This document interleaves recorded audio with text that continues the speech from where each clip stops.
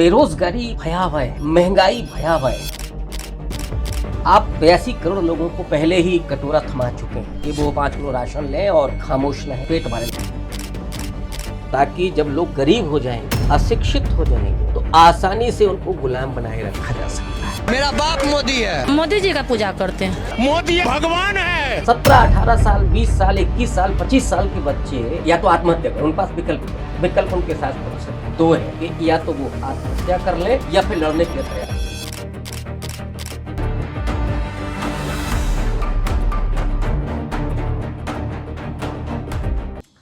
राहुल गांधी ने खुद कहा कि सुनामी आ रही है आर्थिक बदहाली की। जी, देश की इकोनॉमी कहां पहुंच चुकी है। पिछले 2-3 दिन के भीतर हमारी ग्रोथ रेट से लेकर के और हमारा जो सकल घरेलू उत्पाद से होते हुए जो कुल हमारी जो वैश्विक परिस्थितियों में जो संपदा है जी, उसमें हम कहां पहुंच गए हैं। डॉलर के मुकाबले रुपए का जो मूल्य है वो कहां पहुंच गया है। बेरोजगारी भयावह है, महंगाई भयावह है। आप 82 करोड़ लोगों को पहले ही कटोरा थमा चुके हैं कि वो 5 किलो राशन लें और खामोश रहें, जिंदगी बसर करें, पेट भरें सिर्फ। जी, ऐसे में राहुल गांधी का ये कहना, और जिसे नरेंद्र मोदी ये समझ रहे थे कि ये जो युवा है जो विश्वविद्यालयों से निकल कर के आ रहा है, जिसके हाथ में असली डिग्री है, वो बेवकूफ़ है। ये नरेंद्र मोदी का आकलन यहाँ फेल होने जा रहा है। लोग सड़क पर आने के लिए बेताब हैं। जी, और राहुल गांधी ने कुछ और चीज़ें उद्घाटित की हैं कि जो संस्थाओं में बैठे हुए लोग हैं जी, वो हमें मैसेज कर रहे हैं। जी, अब मोदी की लंका में कितने विभीषण पैदा हो गए हैं, जरा मोदी जी ये देखें। कौन कौन विभीषण है जो साहब राहुल गांधी को खबर दे रहे हैं, और राहुल गांधी छिपाते कुछ नहीं है। इसलिए हम लोग कहते हैं कि बेहद ईमानदार राजनेता, और राजनेता ऐसा होना नहीं चाहिए आमतौर पर लोग कहते हैं। अब उन्होंने तो कहा कि सीईसी हमको इन्फॉर्म कर रहे हैं। जी, जी, जी, ज्ञानेश कुमार ने अभी तक खंडन नहीं किया है। अच्छा ज्ञानेश कुमार ने अभी तक इस बात का खंडन नहीं किया है कि मैंने राहुल गांधी को मैसेज किया या नहीं किया। इसका मतलब है कि जो ब्यूरोक्रेट्स हैं, जो आरबीआई से लेकर के चुनाव आयोग तक बैठे हुए लोग हैं, वो इस भयावहता को देख रहे हैं। जी, ये सुनामी जो आर्थिक बदहाली की आ रही है, एक सुनामी और आ सकती है नौजवानों की। हाँ, कॉकरोच जनता पार्टी, अब वो पार्टी क्या है उसको हम छोड़ देते हैं, लेकिन युवा अब खड़े होने के लिए तैयार है, जी, और वो किसी भी तरीके से छोड़ने वाला नहीं है। और वो सब हनुमान और जामवंत बन करके इनकी लंका में आग लगाने के लिए तैयार है। उसकी पूंछ में आप लगा ही रहे 10 साल से आग, तो छोड़ देगा क्या। इसीलिए राहुल गांधी का ये कहना ये तथ्यों पर आधारित है। इसीलिए मैं मानता हूँ कि ये सटीक आकलन है। हालांकि मोदी जी का क्या है, फकीर आदमी है, कभी भी झोला उठाएंगे, चल देंगे। आप अपना संभालिए, अपनी डिग्री संभालिए। मोदी जी के पास वैसे भी कोई मतलब नहीं है वो डिग्री है कि नहीं है, कहाँ की है। एंटायर पॉलिटिकल साइंस तो जेएनयू में भी नहीं है जी, जी, जहाँ पे सारी डिग्रियाँ। और लेकिन ये एक कड़वा सच है, जी, और इससे पूरा देश चिंतित है। राहुल गांधी जिस बात को लेकर के आगाह कर रहे हैं, मुझे लगता है ये हम सबकी चिंता है। बहुत गंभीर विषय है, बहुत गंभीर प्रश्न है ये, इसको मैंने थोड़ा सा हल्के अंदाज में आपसे शेयर। तो क्या आज जिस दौर में देश पहुंच चुका है, क्या अंग्रेजों का जब गुलाम था ये देश, उससे भी बुरा दौर आ गया है? देखिए, मैं मानता हूँ कि ये अंग्रेजों के ही सहजात भाई हैं। ये अंग्रेजों से, इनकी बड़ी अच्छी दोस्ती रही है अंग्रेजों से, और इनकी बड़ी दोस्ती रही, और ये वही लोग हैं जी, इनके जो तो आगे मतलब डीएनए जो इनके जो परवरिश वाले लोग हैं, आइकन्स है, वो ऑलरेडी गोलवलकर सावरकर, वो जो कहते हैं ना, गुरु हमारे गोलवलकर, आदर्श हमारे सावरकर, उसकी बात हम करेंगे। लेकिन उससे पहले चूंकि आप जिक्र कर रहे थे कि क्या मतलब इन्होंने अंग्रेजों से भी ज्यादा देश को नुकसान पहुंचाया है, जितना बेड़ा गर्क मोदी सरकार ने किया है, और जिस तरीके से इंस्टीट्यूशन को इन्होंने दीमक की तरह, कॉकरोच की तरह खोखला किया है, उस 70 साल लग गए कांग्रेस को, नेहरू को इंस्टीट्यूशंस खड़ा करने में में और एक मिडिल क्लास को खड़ा करने में। मोदी जी ने पिछले 10 सालों में या 12 सालों में तमाम इंस्टीट्यूशन खत्म कर दिए। मुझे वो बशीर बद्र का एक शेर याद आ रहा है कि लोग टूट जाते हैं घर बनाने में और ये तरस नहीं खाते बस्तियां जलाने में। पहले गुजरात जलाया, कितने लोग की बस्तियां उजाड़ दी, अब ये पूरे इंडिया को बस्तियां, मतलब इंडिया को ही उजाड़ रहे हैं एक तरीके से। लेकिन अडानी और अंबानी की जेब, मतलब अडानी और अंबानी के घर बसाने के अलावा इन्होंने किसी और का घर बसाया तो आप बताइए। नहीं, अपना जो बसा था वो उजाड़ दिया, अपना तो खुद भी उजाड़ लिया। हाँ, जो असल में घर होता है, जो असल में घर होता है। तो मैं थोड़ा सा इसके तरफ आ जाऊँ। अंग्रेज जब भारत में अपना शासन सत्ता स्थापित कर रहे हैं, बहुत सारे इकोनॉमिस्ट ने लिखा है, उसमें शशि थरूर भी हैं, आर.सी. दत्त भी हैं, दादा भाई नौरोजी भी हैं। वो लिखते हैं कि औरंगजेब के आखिरी समय पर जो अनुमानित भारत की आर्थिक स्थिति है वो वैश्विक जीडीपी का मिनिमम 25%, 1/4। ये तो शशि थरूर ने लिखा है, दादा भाई नौरोजी और ज़्यादा मानते हैं। लेकिन जब ब्रिटिशर्स यहाँ से गए हैं तो वैश्विक जीडीपी का जो भारत का हिस्सा बचा था ओनली 1%। इतना लूटा जी। जो ब्रिटिश एम्पायर पूरा खड़ा हुआ था वो भारत की शोषण के जरिए खड़ा हुआ था, इसमें कोई दो राय नहीं। इन्होंने जो किया है, इन्होंने पूरे तरीके से इस देश को लूटा ही नहीं, सुनियोजित तरीके से इन्होंने इस देश के बहुजनों का, खास करके जो दलित वंचित तबका है, इसको इन्होंने गरीब बनाने का काम बहुत सुनियोजित तरीके से, बहुत सुनियोजित तरीके। और कुछ लोगों के हाथ में वो संपत्ति रहे। तो मनुस्मृति का विधान ही यही है, शिक्षा, संपत्ति और शस्त्र तीनों से दूर कर दिया जाए। तो अब 5 किलो राशन लीजिए और बस आज्ञा पालक समाज बनिए। अभी तो थोड़ा सा पॉलिटिकल वो अधिकार है, आगे चल करके वो भी बेमानी हो जाएंगे, कोई मतलब नहीं रहेगा। तो इन्होंने बहुत सुनियोजित तरीके से किया कि ताकि जब लोग गरीब हो जाएंगे तो उन पे सत्ता, अशिक्षित हो जाएंगे तो आसानी से उनको गुलाम बनाए रखा जा सकता है।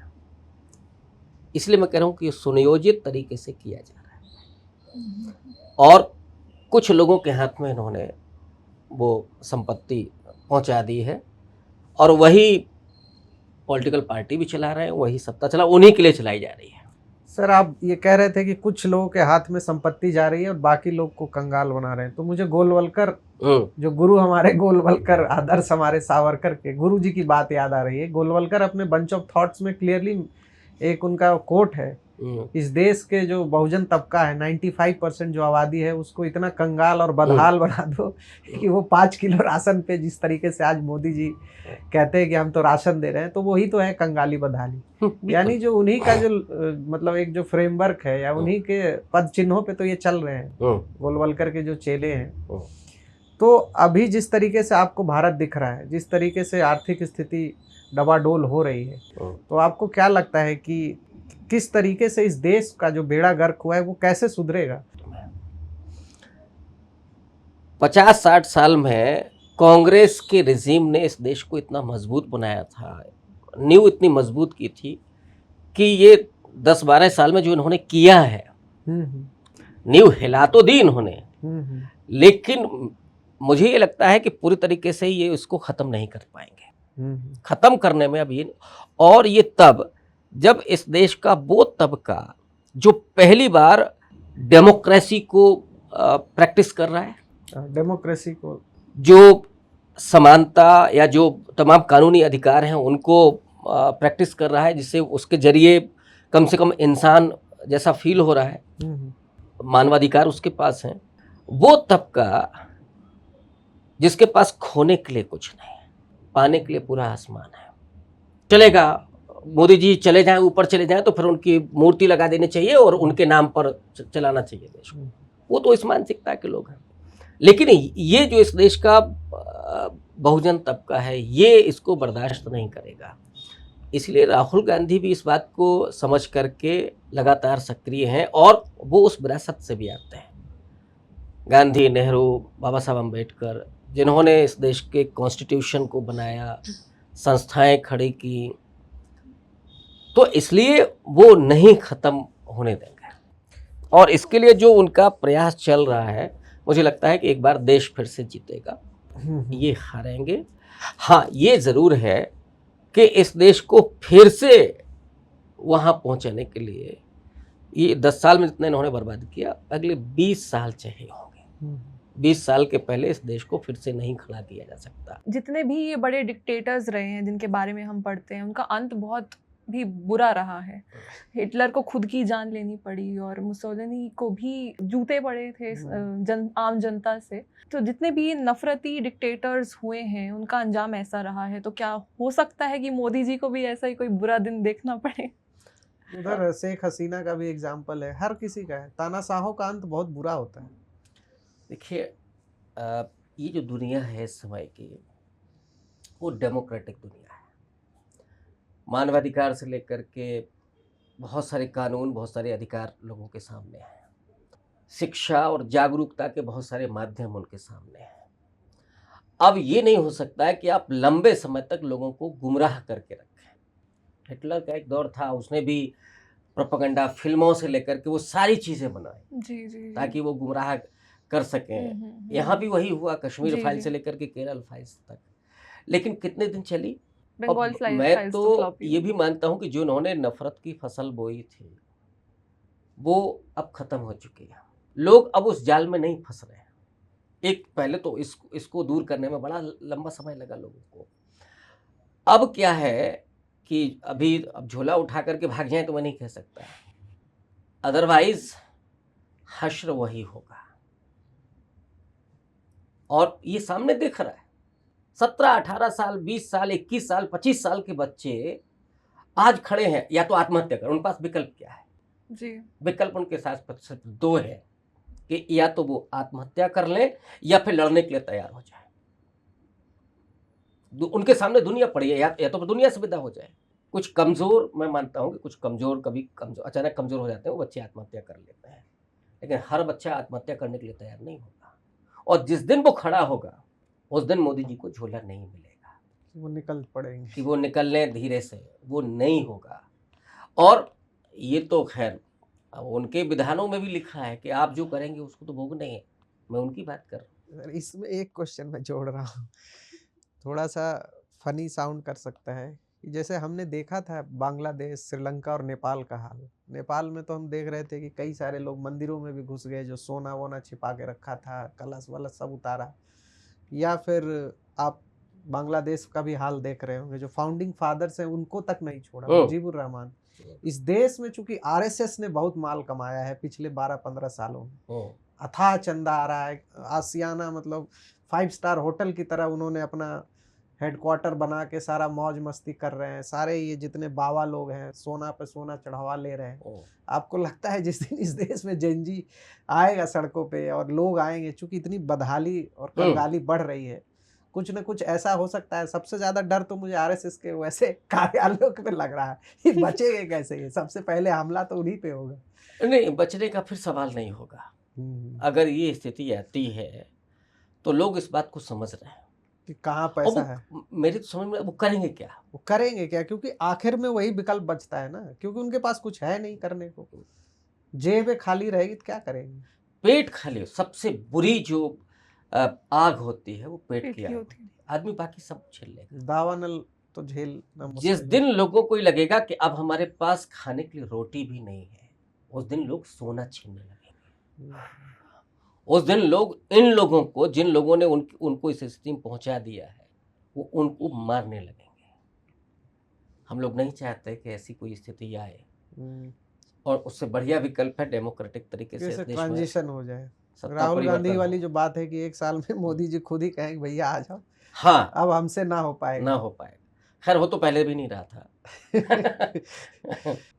तो इसी से जुड़ा सर एक सवाल ये है कि हमने नेपाल देखा, बांग्लादेश देखा, श्रीलंका देखा, किस तरीके से जेनजी सड़कों पे आए और पूरा का पूरा जो तानाशाही सरकार थी उसको कुचल डाला। इंडिया में भी कहीं ना कहीं वो जो है ना, वो एक तरीके से जो उस तरीके का जो एक रिबेलियन है या विद्रोह की जो स्वर है वो एक तरीके से गर्म हो रहा है, एक तरीके से जमा हो रहा है, वो फूटने वाला है। अभी चूंकि कॉकरोच जनता पार्टी जो मीम से शुरू हुआ था और एक जंतर मंतर पे रैली का कॉल भी है, कई सारे लोग जुड़ रहे हैं। आपका क्या ख्याल है कॉकरोच जनता पार्टी के बारे में?